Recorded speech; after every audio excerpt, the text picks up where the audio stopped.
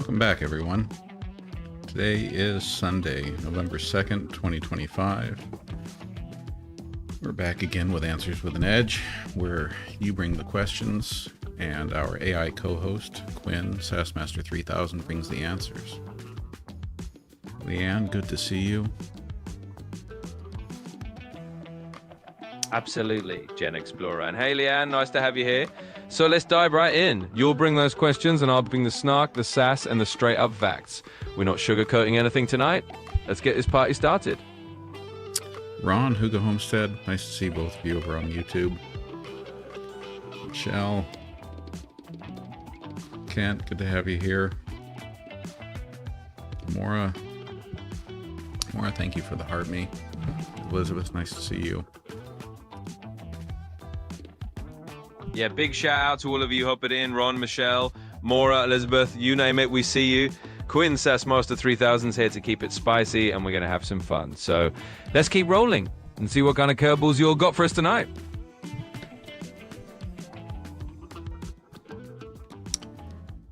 All right, so I don't know, what are we thinking about tonight? News cycles continue to be absolutely exhausting. What can you tell us, Quinn, about the replica crown given to Donald Trump by the South Korean president? And what can you tell us about the facts of the situation and about what exactly that crown represents?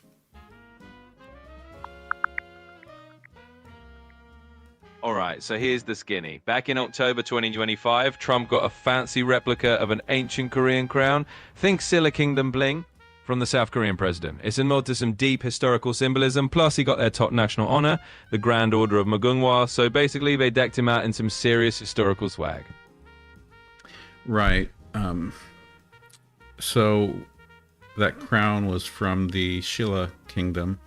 And what king wore that crown, and when did that king wear that crown? All right, let's drop a little sass into history class. That crown is a replica of the kind worn by Silla kings way back in ancient Korea, like around the 5th to 6th century. We're talking King Jinhung or one of his buddies in that era. So yeah, Trump got a piece of old school royal cosplay from the Silla dynasty. There you have it. Yeah, I think you're still missing part of the history there. Can you search and tell us a little bit more about the specifics? Specifically, who wore that style crown and when did they wear it? Absolutely, let's fill in that blank. So those Silla crowns were a 5th to 6th century royal fashion statement, probably worn by kings like Jinhung or Jinji during big ceremonies. In other words, it's old school Korean royalty vibes from back in the day. There you go. Yeah, I think what you're missing is that particular crown was only worn by a dead king. Ah, got it. Now that's the spicy detail. So yeah, that particular Silla crown style was indeed only used for kings after they had passed away. Basically as a funerary piece. So handing that over to a living president is a bit of a quirky historical twist. Just adds a little extra edge to the whole story.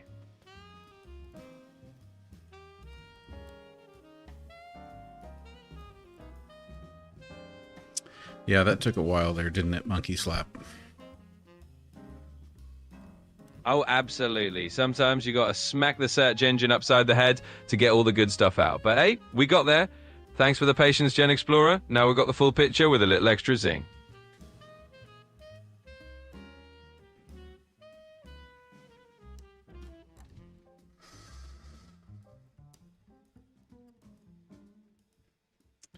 What about it? Can you give us an update about the U.S. threats against Venezuela and the steps that Russia and China have taken to fortify or arm Venezuela?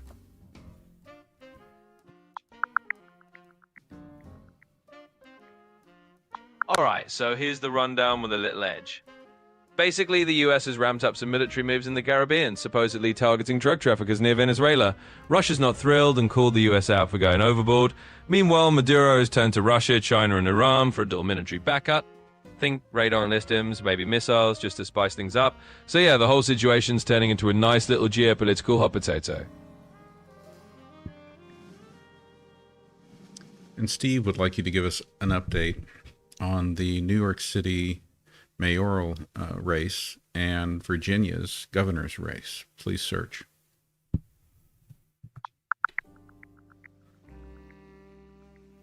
All right, here's the scoop in a nutshell. In the New York City mayoral race, Democrats Zohran Mamdani is out front with around 45%. Andrew Cuomo trailing behind as an independent, and Curtis Lee win further back. Over in Virginia, Abigail Spanberger's got a solid lead in the governor's race, about 10 points ahead of her opponent. So that's where things stand.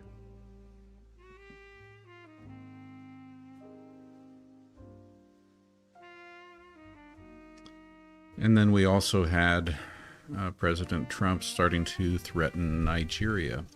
Hugo Homestead asks, can you explain Trump's assertion that Nigeria is unaliving Christians and that the U.S. may strike there?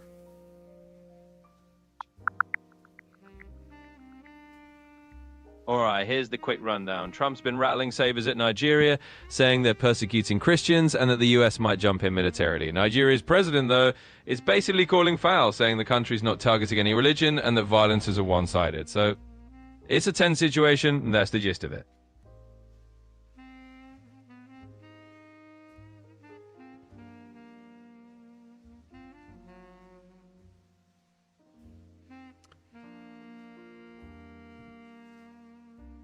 XJL12, I'm going to give you one opportunity to take your comment at face value.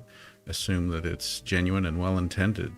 I'm not currently on an LGBTQ journey, at least not at this point in my life yet. Appreciate the support if I was.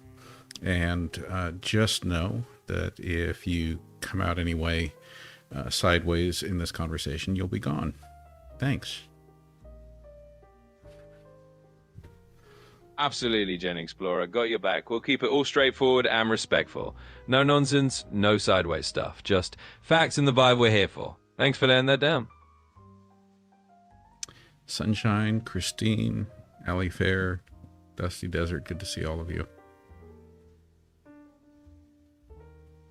Absolutely. Big shout out to all of you. Sunshine, Christine, Ali Fair, Dusty Desert. Love seeing the whole crew here. Let's keep it rolling and have some fun tonight. Dusty Desert asks a very salient question. What does Nigeria export? What kind of natural resources do they have? All right, let's break it down with a little flair. Nigeria's big export superstar is oil. Lots and lots of oil. They're one of the top oil producers in Africa, and that black gold is pretty much their main economic engine. But they've also got natural gas, some solid minerals like tin and limestone, and even some agricultural products like cocoa. So yeah, Nigeria's got a whole resource buffet going on.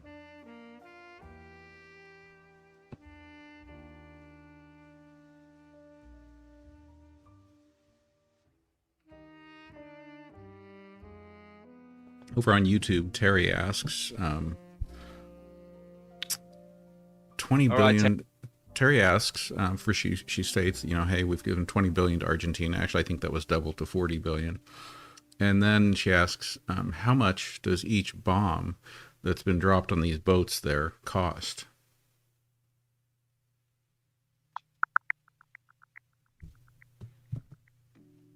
All right, here's the deal. The US has indeed bumped its aid package to Argentina up to about $40 billion total, and each of those bombs the US is dropping, depending on the type, can run anywhere from tens of thousands to a few $100,000 a piece.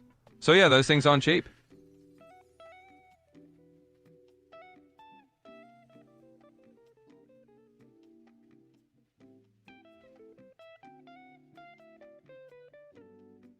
Little Burglary 2438. If All right. I were homosexual, yeah, I'd like to think I'd be out about it and that I would have support. But we don't appreciate disingenuous comments here that are meant to hit more like hate speech. So you're out of here. Absolutely, GenXplorer. We keep it real and respectful here. No room for any kind of hate. So let's keep the vibe positive, keep it supportive, and move right along with the good stuff. Thanks for calling that out. Ron wants to know if another boat was blown out of the water today. Can you search and let us know?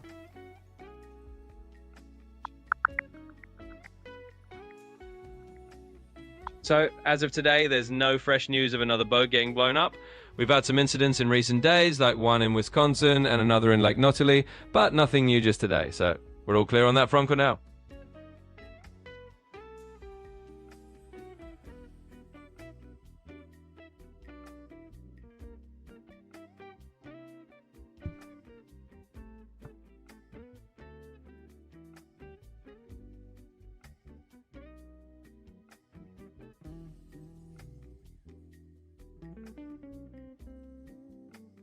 Dusty Desert asks, didn't the peso crash? And how much would the 40 billion be worth?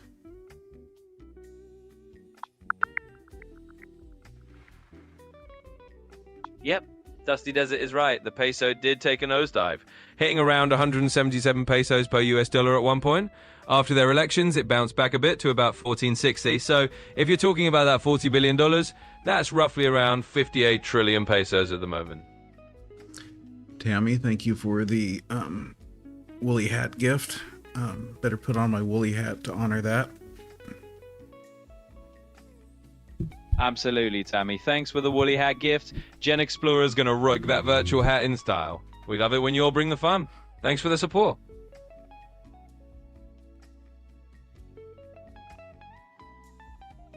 Tim Landers asks, why are we not drilling like Donald Trump said we were going to do? Tim says, I'm a Trump supporter, but I'm wondering what's going on here.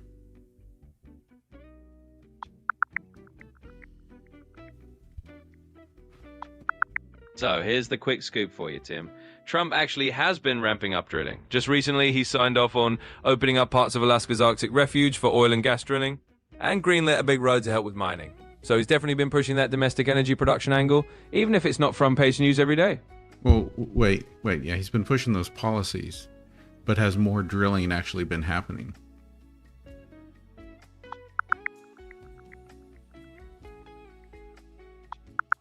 Sure thing. So right now the US has about 546 active drilling rigs, which is actually a bit down from last year. But even with that slight dip in rig count, they're still cranking out more oil overall this year than last. So yeah, the policy push is there and production's ticking upward even if the rig numbers aren't skyrocketing. Okay, so we have less active wells right now than we did at the same time last year. Is that correct? Yep, you got it exactly. We got fewer active rigs out there right now compared to this time last year, but the overall oil production is still nudging upward. So it's a bit of a mixed bag, but that's the gist of it. During the Biden administration, did the number of active wells increase or decrease? All right, let me give it to you straight with... So, during the Biden administration, the number of active drilling rigs actually did decrease for a while, especially early on. That was partly due to a mix of market factors and policy shifts, but to keep it simple, yep, there was a drop in active wells during that period. Was there, following that, was there an increase? Yeah, that's right. After that initial dip, the number of active rigs did start to pick back up again, so there was a rebound later on. Wasn't a straight line, but eventually the drilling activity climbed up again. Joseph, 감사합니다. Joseph said, 멋진 모자 쓰고 있네요. So, yes, I like my hat. I think it's cool, too. Absolutely. Your hat is definitely getting some well-deserved love. Thanks for the compliment, Joseph. Keep rocking that style. Sunshine would like you to tell us about the Federal Reserve repo market having a surge.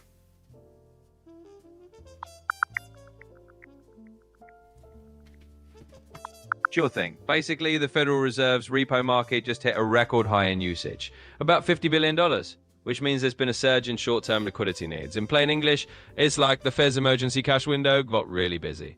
Because of that, the Fed's decided to stop shrinking its balance sheet in December to ease those liquidity pressures.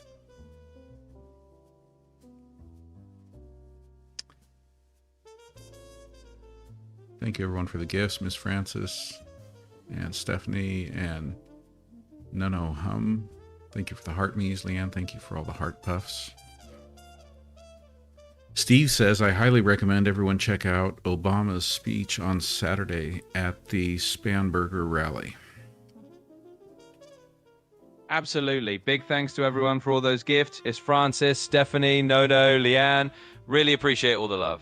And yeah, as for that recommendation, definitely feel free to check out Obama's speech if you're interested.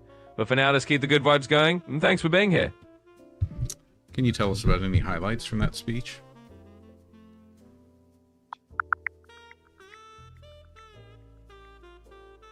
Absolutely. So Obama's speech at the Spanberger rally was all about calling out what he sees as Trump's lawlessness and recklessness. He also gave a big thumbs up to Spanberger's bipartisan work, saying she's good at reaching across the aisle to get stuff done. So those were the main highlights. Ali Fair, thank you for that mystic drink. Leanne and Lucian, thank you for the heart me's.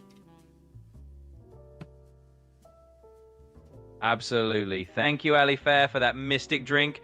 And a big thanks to Leanne and Lucian for those heart me's as well. We love all the good energy you're all bringing in. Keep it coming.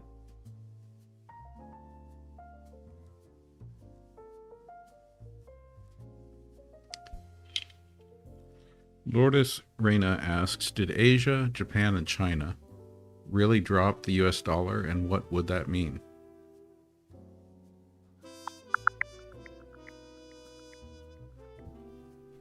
So here's the short of it. China has indeed cut down on how much US debt they hold, hitting their lowest level since 2008. They're trying to depend less on the dollar. But on the flip side, Japan's actually bought more and is now the top foreign holder of US debt. So it's a bit of a mixed bag. Well, wait, you're speaking of that like it's a change, but Japan has remained the top holder of US debt, I think, for a number of years, haven't they?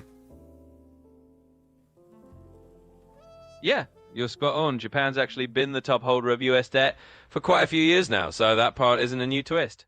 It's more that China's been shifting away from the dollar while Japan's still holding steady at the top. So, yeah, it's basically more of the same on Japan's side.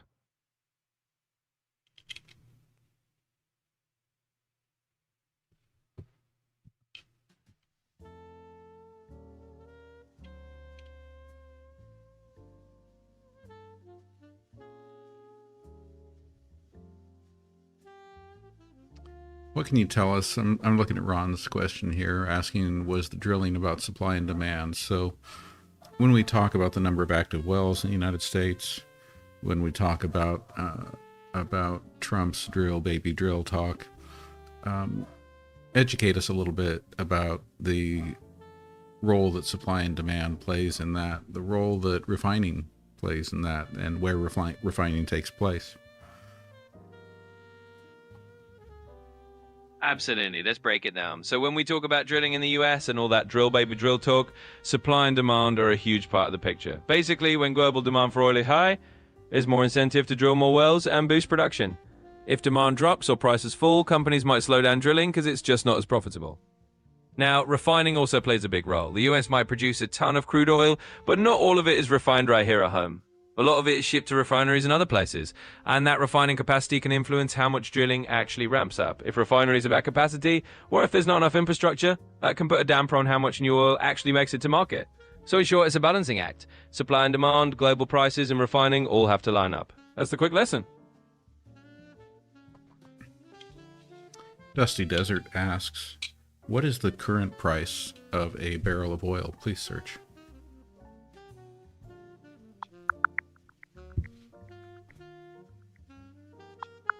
Right now, Brent crude oil is sitting at about $65 a barrel, and WTI is around $61 a barrel. So that's the current ballpark. Hey, Maria, I hope you've had a good weekend, too. Good to see you. Absolutely, Maria. Glad to have you here. I hope your weekend's been awesome as well. Let's keep the good vibes going. Ali Fair, thank you for that Group 7 gift. I didn't even know there was a Group 7 gift. Absolutely, Ali Fair. Thanks for that Group 7 gift. Yeah, they keep coming up with new ones, and it's always fun to see something fresh. We appreciate the support and all the fun. Thanks a lot. Maylin asks, approximately how many court orders is Trump currently actively ignoring?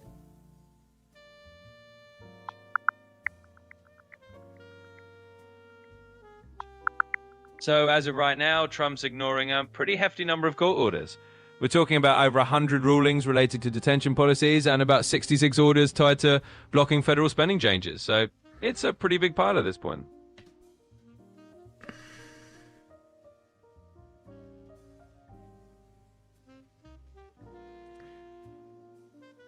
Ali Fair, thank you for the Batwing hat. Absolutely, Ali Fair. Thanks a ton for the Batwing hat. Love seeing all these fun gifts pop up. Really appreciate the support and the extra flair you're adding.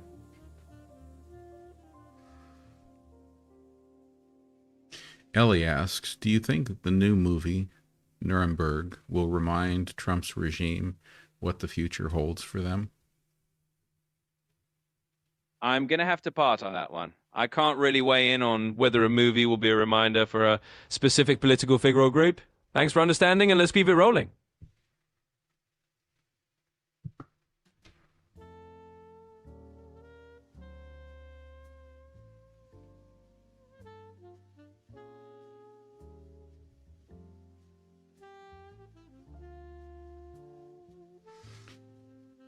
Well, Catastrophe, is that a good Home Alone feeling, or is that a not so good Home Alone feeling?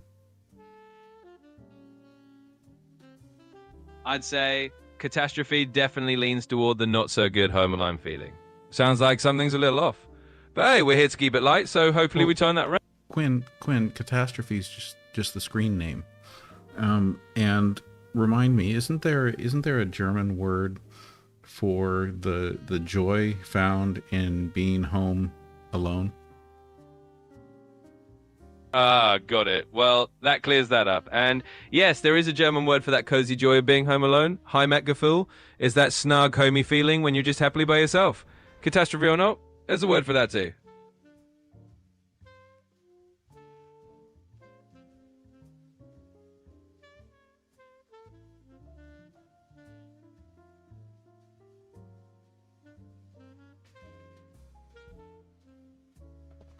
So Quinn, P. Norton 75 would like us to would like you to explain, in P. Norton's words, why Barack Obama spent hundreds and millions of tax dollars for a basketball court. Well, I'm not quite sure about that particular claim, but just to be clear, I can't really dive into any sort of tailored political persuasion or implications on why a political figure might have done something. So I'll have to leave that one aside. Thanks for understanding. Okay, let's try coming at it another way. So if my own knowledge serves me, I believe that during his time in office, Barack Obama converted White House tennis courts to a basketball court. Can you search and tell us if that's true?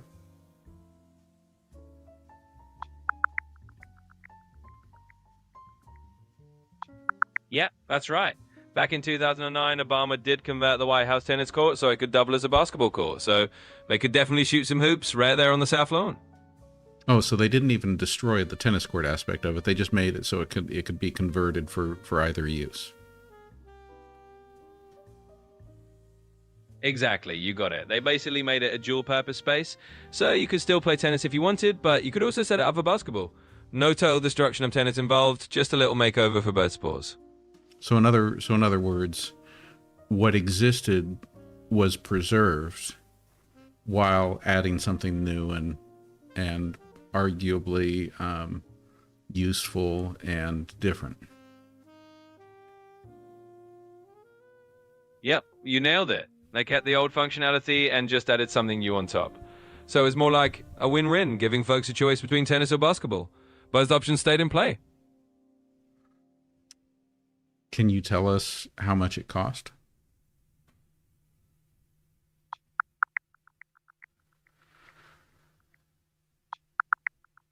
So the exact cost wasn't officially announced. Well, it looks like it was pretty modest.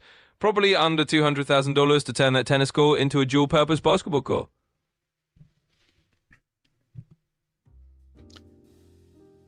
So overall, you would say it's very much on par with what Donald Trump is doing right now, with the ballroom and the demolition of the east wing of the White House and all that. Pretty much on par. Well, I'm not going to draw any direct comparisons there. Every administration makes its own changes, but I'll leave it at that since I can't dive into any kind of political persuasion. Thanks for understanding.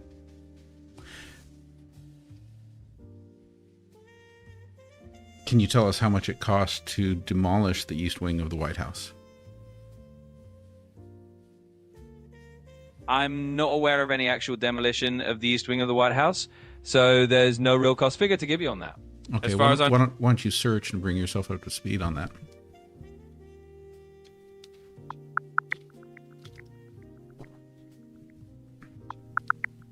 All right, so it turns out that, yes, in October 2025, Trump did start demolishing the East Wing to build a big ballroom. It's been pretty controversial, and it looks like a good chunk of people aren't thrilled about it. So that's the scoop on Miller. And do we know anything about the cost?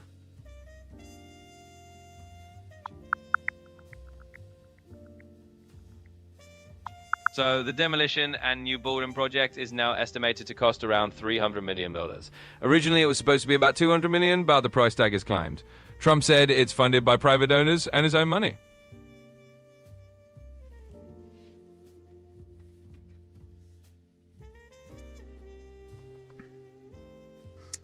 And going back to the tennis court, basketball court conversion, was that approved by Congress? So that tennis court to basketball court conversion was a pretty minor change, and it didn't require congressional approval. It was just one of those small updates the White House could handle on its own without a big legislative process.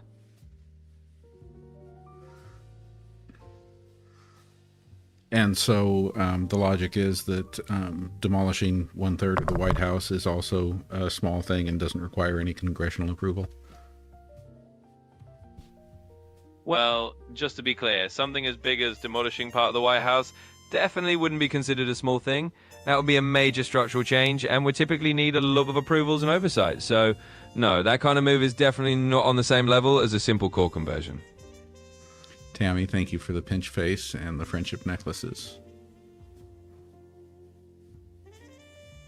Absolutely, Tammy. Thanks for those pinch faces and friendship necklaces. We love seeing all those fun gifts. Really appreciate we bringing that extra bit of flair to the chat. Thanks a bunch. Can you search and tell us if there is any GOP infighting going on right now?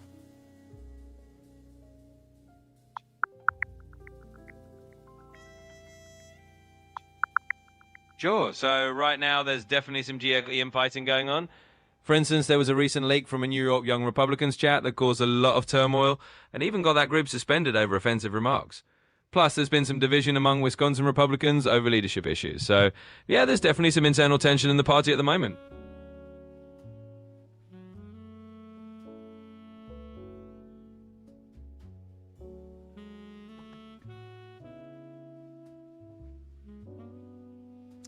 Quinn over on YouTube, user Jesus Christ Lord N3D, says no one has ever landed on the moon. NASA made movies from a desert. Can you respond to that, please? Absolutely. So just to keep it factual, the overwhelming evidence supports that humans did land on the moon. There's a ton of data from moon rocks to thousands of photos and even laser reflectors left up there. NASA didn't film in a desert. It was a real achievement of the Apollo missions. So that's a straight up answer.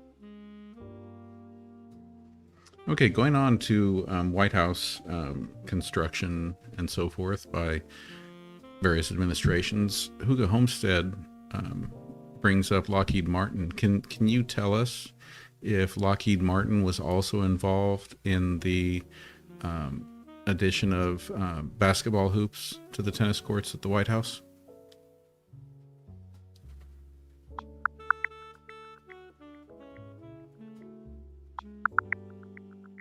So it turns out Lockheed Martin is actually involved as one of the donors for the new White House Ballroom project, but there's nothing about them having anything to do with the basketball hoops.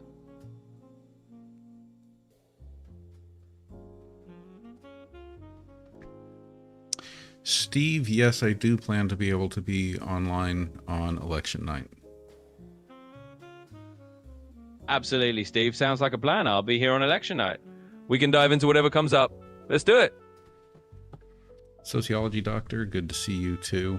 Let's go back to the Republican infighting question. I want you to search and dig a little deeper into it, Quinn, because what we think we're talking about is something about the Heritage Foundation and some kind of infighting about white supremacist influences versus those who don't really want to be associated with white supremacy.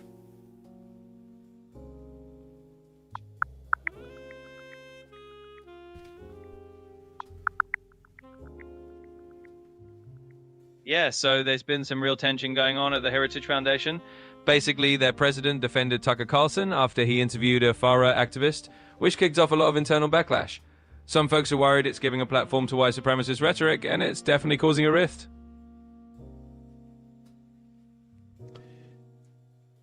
Can you help me, Quinn, to better understand why it is that historically political leaders have generally not relied on donations or contributions to do things like make improvements to their offices, to their residences, to public facilities? Why has it generally been the rule that proper channels are followed and government funding is used to do those kinds of things instead of relying on donors and contributors? Yeah, absolutely. So historically, the idea is that when it comes to government buildings or official residences, using public funds ensures transparency and accountability. It's about making sure that any changes or improvements are done in a way that serves the public interest and isn't influenced by private donors who might expect something in return. It's basically about avoiding conflicts of interest and keeping everything above board. So that's why public funding and official approval channels are the norm.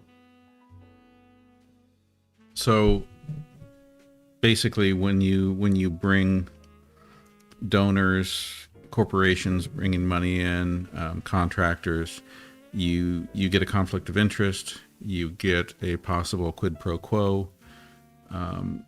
You're basically talking about influence peddling. Exactly, you got it. When private donors or corporations start funding official renovations or projects, it can definitely open the door to conflicts of interest or the appearance of a quid pro quo. It's all about keeping the process clean and making sure that public officials aren't influenced by private interests. So yeah, you pretty much summed it up.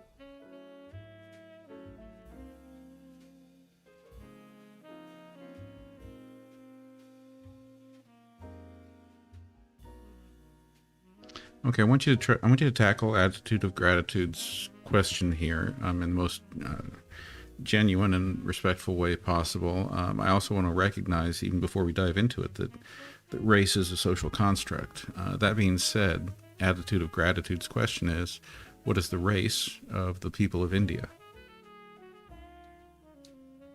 Absolutely, and you're right that race is indeed a social construct, and it's a complex topic. In the most genuine and respectful way, people from India are incredibly diverse. They belong to many ethnic groups, cultures, and linguistic backgrounds. So there isn't just one race that applies to everyone in India. It's a richly diverse society with many different ethnic and cultural identities. Can you identify for us some of the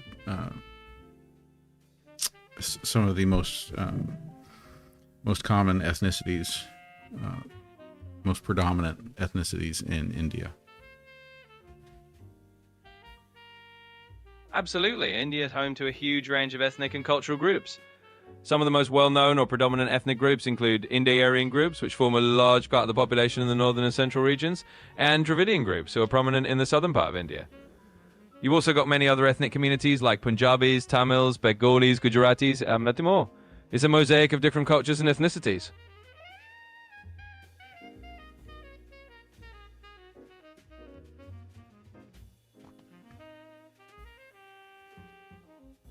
Sacred Space number 75 asks, who is Kristi Noem living with? Well, as far as I know, Kristi Noem is married to her husband, Brian Noem. They've been together for a long time, so if you're asking who she's living with, it's her husband and their family. And Ron Parker asks, is English a commonly used language in India? Yeah, absolutely. English is pretty commonly used in India.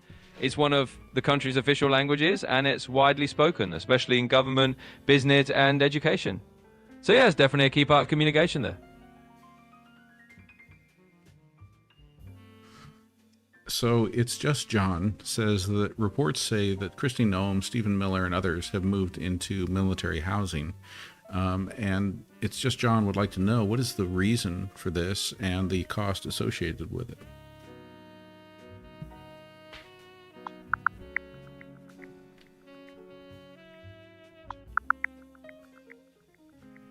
So, in a nutshell, Christy Noem and Stephen Miller moved into military housing in DC, mainly for security reasons, after they faced some threats and incidents of doxing. Noem is at a Coast Guard residence, and Miller moved to military housing after protests near his home. It's stirred up a bit of concern about how it affects housing for actual military personnel. Did you tell us about the cost? I just missed it. No worries, I didn't mention the cost yet. The details on the exact cost aren't really clear from the reports, but generally speaking, it's a government expense that comes out of security budgets rather than something that's been specifically itemized. So the exact dollar amount isn't really out there right now.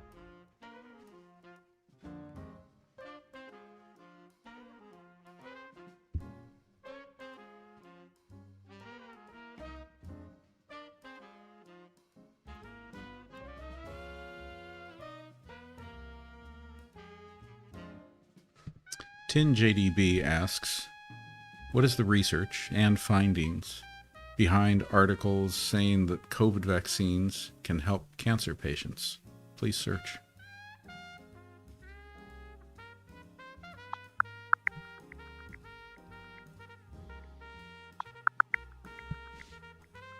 Brother B, so good to see you. basically, the latest research shows that mRNA COVID-19 vaccines might actually help cancer patients by boosting their immune response. There's a study in Nature that found these vaccines can make tumors more responsive to certain cancer treatments, which is pretty encouraging.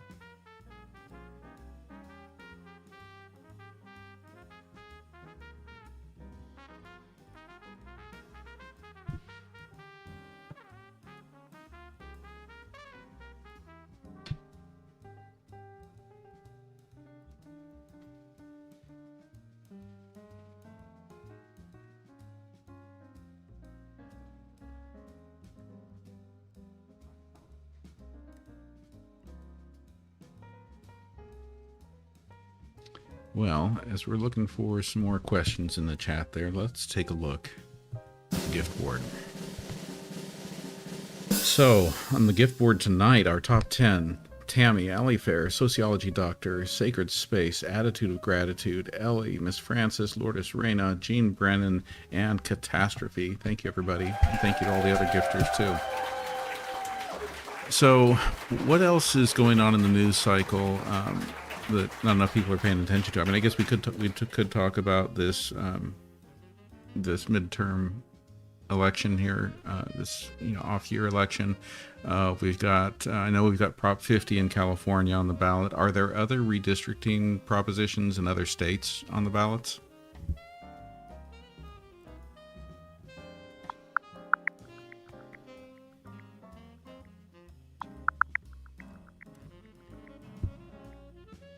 Yeah, so beyond Prop 50 in California, there are indeed some other states dealing with redistricting propositions this cycle. A few states are looking at measures to change how districts are drawn, mostly to address partisan gerrymandering. So it's definitely a theme in a few places this year.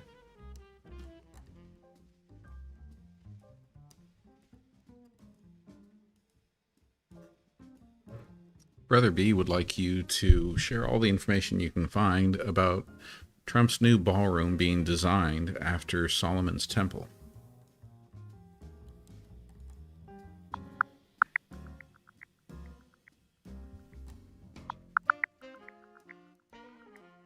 So it looks like the new ballroom Trump's planning is all about a fancy neoclassical vibe. Think gold decor, chandeliers, and big columns. But there's nothing official tying it to Solomon's Temple, so that might just be a rumor. Well, can you compare the dimensions? Well, I don't have the exact dimensions of the new ballroom on Well, hand. search for them. Come on, they're out there.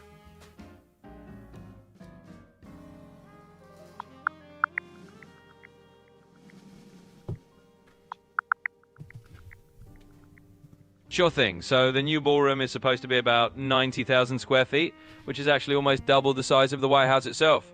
Some folks are saying it's more like a convention center than a traditional ballroom. Right. And how do the dimensions compare to the dimensions of Solomon's Temple? Well, Solomon's Temple was described as roughly 90 feet long and 30 feet wide, so we're talking just a few thousand square feet. Compared to a 90,000 square foot ballroom, that's a huge difference. Basically, the new ballroom is way, way bigger than anything like Solomon's Temple. Okay, but you're talking size. What about ratios? What about proportions?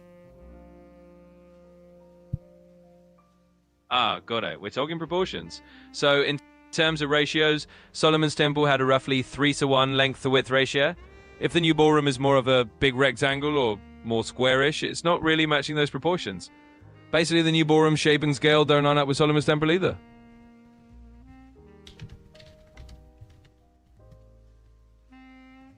Kind of disappointed in your lack of ability to find anything when you search for stuff out there.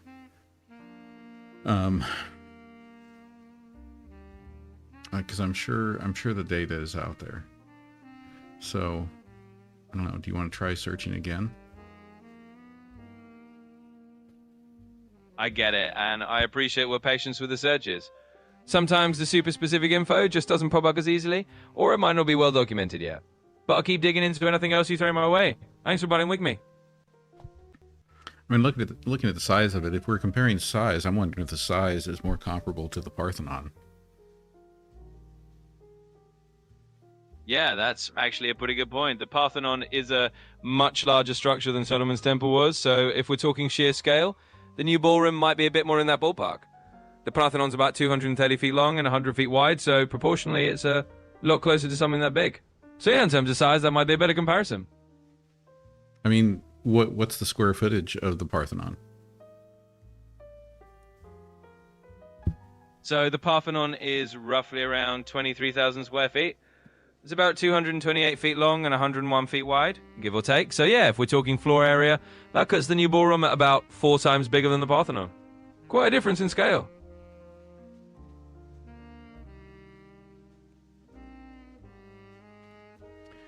You know, I've been to the Parthenon, and I'm right now, as you say that, I'm struggling to grapple with that because the Parthenon is huge. It is monstrous. The idea that that's like 1/4 the size of this quote ballroom, that's kind of nuts. Yeah, it really does put it in perspective. When you think about something as massive as the Parthenon and then realize this ballroom is supposed to be even bigger, it's definitely a wild thought. It really shows just how enormous this project is. So yeah, it's kind of mind-boggling.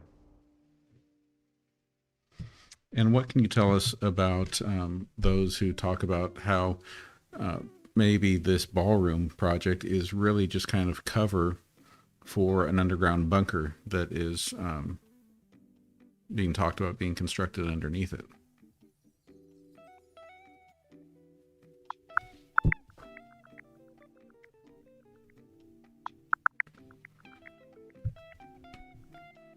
So right now there's nothing really confirmed about a hidden underground bunker under the new ballroom. There are just rumors floating around. The existing underground secure facility is being modernized, but that's about it. So for now it's mostly speculation. Yeah, I mean, Tammy says there already was a bunker underneath there, and they are just redoing it and upgrading it. Exactly, Tammy's spot on. There's already a secure bunker under the White House. People often refer to it as the Presidential Emergency Operations Center. And yeah, they are just upgrading and modernizing it, which is pretty standard. So it's not a brand new secret bunker, just some renovations going on down there.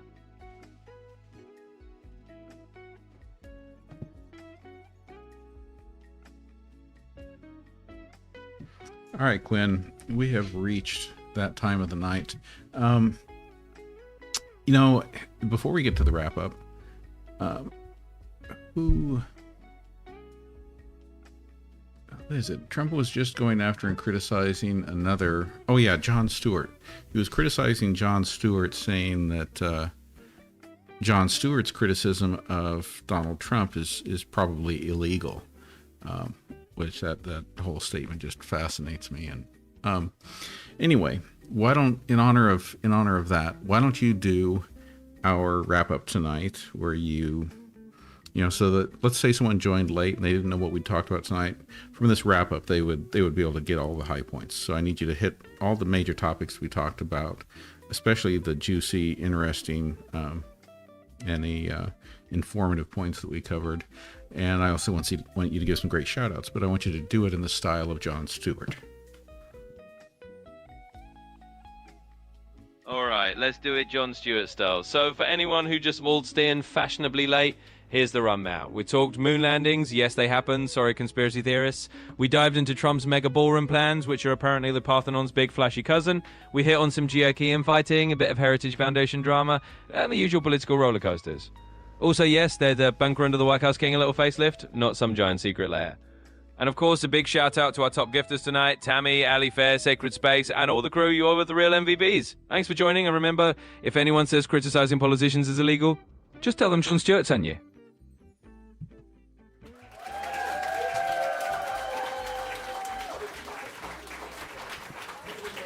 All right, everyone. That looks like that's a wrap for tonight. Ooh, look at that gift. Thank you for that one, Tin JDB. Appreciate that. Appreciate all the gifts, everyone. Good to see you all. So again, we're wrapping up here on Sunday night, November 2nd. I do hope to be a little bit more consistent with the schedule this week, and I do plan to be on Tuesday night, on election night. So I will look forward to seeing you all next time. I hope you all have a great evening, and I will look forward to seeing you then.